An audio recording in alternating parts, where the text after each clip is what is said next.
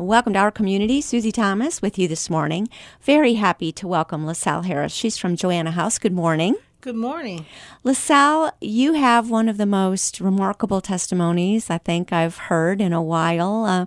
Tell me, first of all, before we get into Joanna House, the foundation of that is really your story and how you now reach out to others. So let's find out a little bit more about you. Tell me a little bit about you, LaSalle. Well, let's see, 23 years of drug and alcohol addiction. I found myself in 2006 struggling with a lifestyle that was sending me to an early death.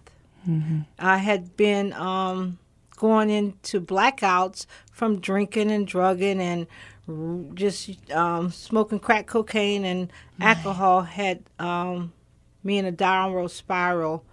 Even though I've been to prison 5 times, treatment to IBH, Raymar, Edwin Shaw, none of that worked, Thank goodness that I had God on my side, and it was instilled in me at an early age. And I heard him tell me, I've been in jail's institution, and I was looking at death, and that scared me, because in 2007 I started going into City Hospital ER, a direct result of blacking out and winding up in the ER 7 times. 4 of them was almost fatal. Being dysfunctional, delusional, and chaotic, through not knowing that, I couldn't handle my drinking and my drugging anymore, and alienating my family and everybody around me. And so I sought help through AA. What was it? What was it that suddenly, 4 times in prison, didn't do it, but 5 times in prison, what was it that finally clicked and you thought, I'm going to do something different here? I heard God's voice, Wow. I was quenching him out, What did it is knowing that I was getting ready to die, basically, It was scary, because even though I had housing, no matter where I went, my mother always allowed me to go back to her home. That called that my safe haven, and it was just frightening that, I would do like the big book said, die a horrible death, And so knowing that I had potential to be a better person, I reached out for help. Your mother always instilled that in you, that she knew you're better than this, LaSalle. There's something better. Yeah, but then she always thought it was mind over matter, not knowing that I had no control over the drug that was craving my body all the time because, Yes. I hadn't had total abstinence. And for me to be delivered from that, it was just, for me, God, instilling me to let me hear his voice. And I went and called somebody that's been working in my life for a while, and she suggested that I go to detox. I went to detox for the 2nd time, and Wow. we talked about, not going back to the same lifestyle. Right. We talked about, doing something different, How does a person do that? Because with 23 years, you have friends, you have your support group. But when your support group is leading you down a very dangerous path, how do you do things completely different? Do you hang around all new people? That's what I had to do. I had so much reservation because this same person told me like 10 years ago before me spiraling down is that I need to leave my family and my friends alone. And I'm like, what kind of person gonna tell me to do that? Yeah. But that was that resentment, that reservation that I had that held me to that lifestyle, that destructive pattern, until I got to the bottom where I'm just like, I need to change before I die. And I'm grateful for that, The light bulb clicked in, that was one of the things that held me hostage to that lifestyle. And I turned away from all of that. So you were in prison and you heard God's voice? No, I was out on the streets when I heard God's voice, And he said to you, I'm going to die out here. And then I was like, death, and I know about, AA talking about jail's institution. The only thing left is death, or recovery. So choose recovery. Choose life. Yeah, I changed my, thinking, and it was hard, having to leave for a minute, my loved ones around alone, but God had me, and then I had gained a whole new family, a recovery family, somebody that was doing a different lifestyle. My grandmother raised me in that type of lifestyle, where you go to church, you go to school, you do things, that naturally you're supposed to do without any consequences, and I was getting a lot of consequences, probation, stealing out of the stores, and just all kinds of bad choices. So what was the next step then? You knew, okay, I don't want to die. I want to live. What was your next step? Well, I reached out to help from this lady who I called my sponsor. She ran the biggest recovery house at that time that I didn't even know about.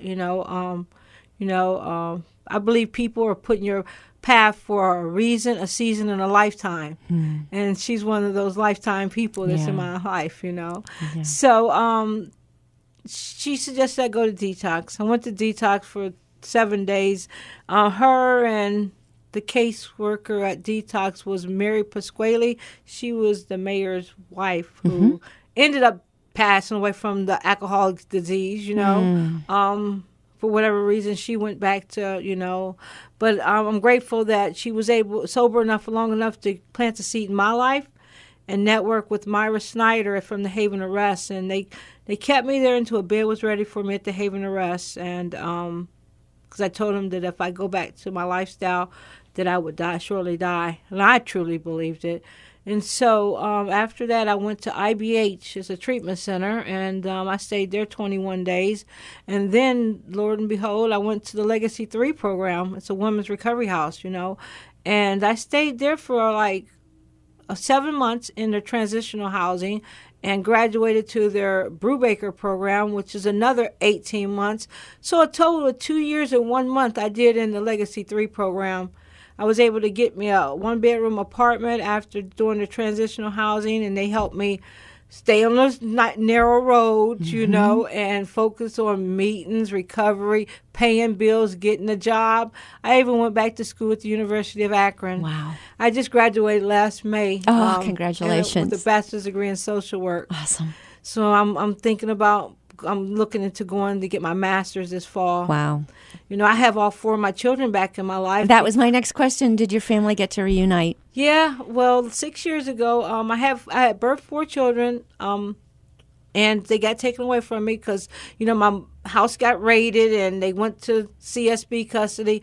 I had 2 handcuffed to the bed because I went to prison back to back, and each time I was pregnant. And, they handcuff you to the bed, and I delivered the babies and held them in my arms one time, and then they took them away, put them in the system.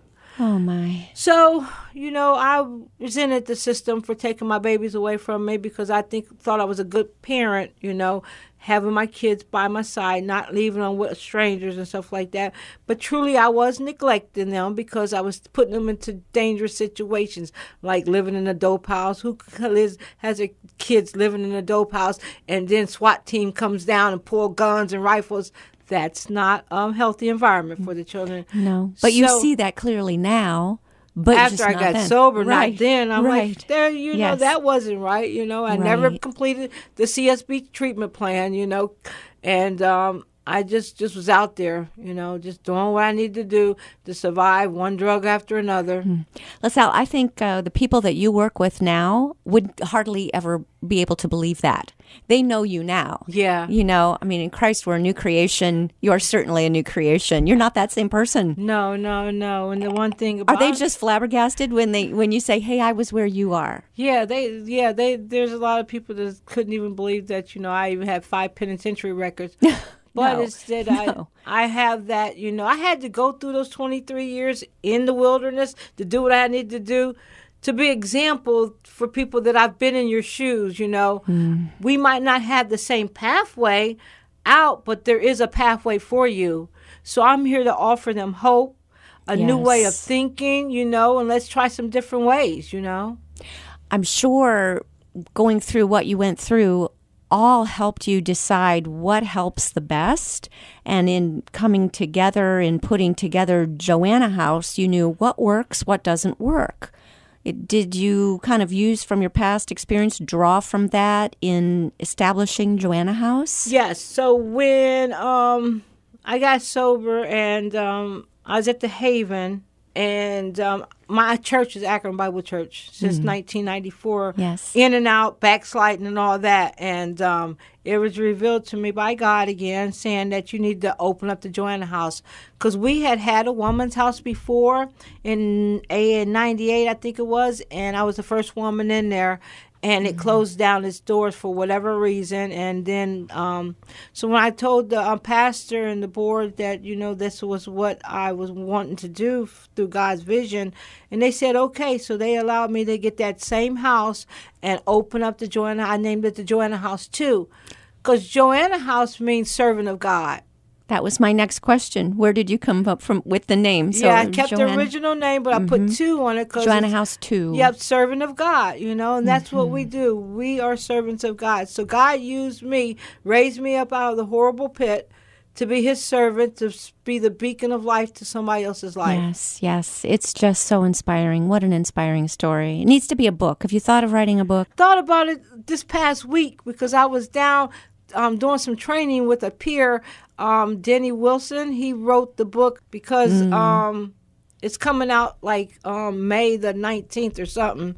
He has an awesome story too. He was one of the people that helped mentor me. He runs a recovery house called FI. So we all in this community world together, to be resources to help build the recovery community up and to help those that's out there struggling that's lost their way in the world. Yeah. So who is Joanna House for? How do they find you? Well, they can find me. We have a website, www.joannahouse.com, or my number is 234-678-9805. And I saw you have a Facebook page as well. Yes, we have a Facebook page. Pretty active on that.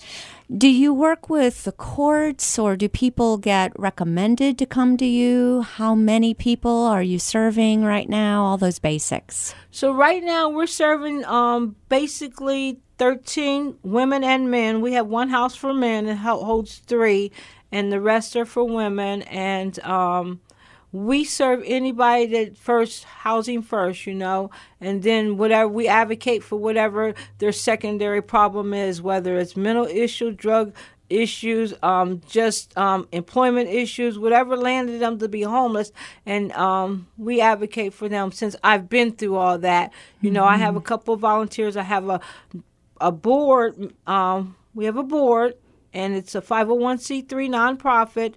If anybody would like to donate, they can just. Can we donate online? Can we go to your website and donate online? Or we're working on that, but what we're doing, you can send a check in the mail. We'll send you a receipt and everything. Okay. We're building the Naomi house, which is going to be 8 one-bedroom apartments, for 4 for men, 4 for women.